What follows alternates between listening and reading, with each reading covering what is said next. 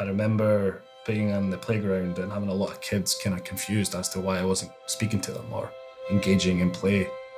And on the outside, it might seem like I was shy or being rude, but in reality, it's because I couldn't actually talk to them. I had what was called speech difficulties and language challenges to my language. And what that really means is that I couldn't describe what was happening in the room. I couldn't say, John is sitting at a desk, Irene is in front of a table. I couldn't do any of that.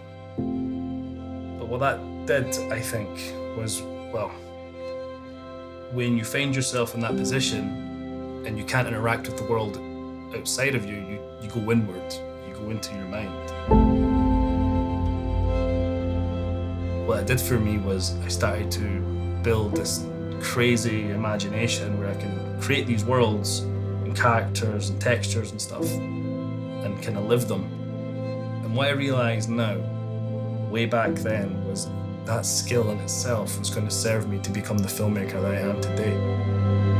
Colour to me is extremely important, so these places that are monochromatic or they're popping like almost like candy at you, right down to the point where the textures, the grain structure, you can even, dare I say, even smell the places.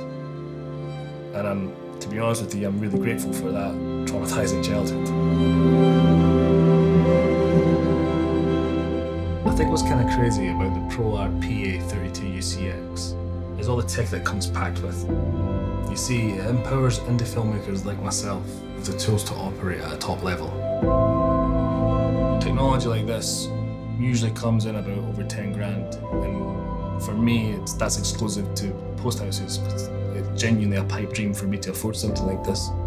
But to be able to have a full 10-bit color accurate HDR monitor in the comfort of my own home, it's quite a liberating thing.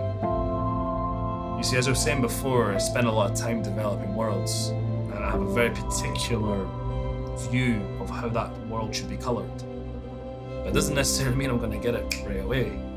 Because I'm an independent filmmaker, I don't really have the resources to spend weeks in a post house, although I would love to. I end up finding I have a very short window of time to do that.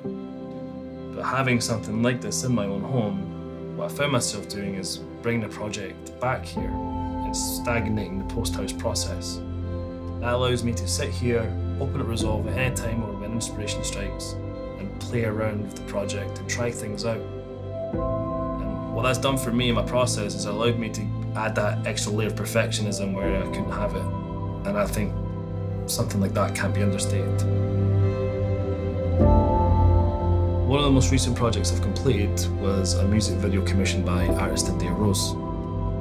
During the consultation period, I knew immediately that this world had to pop. It had to feel like you were on a high.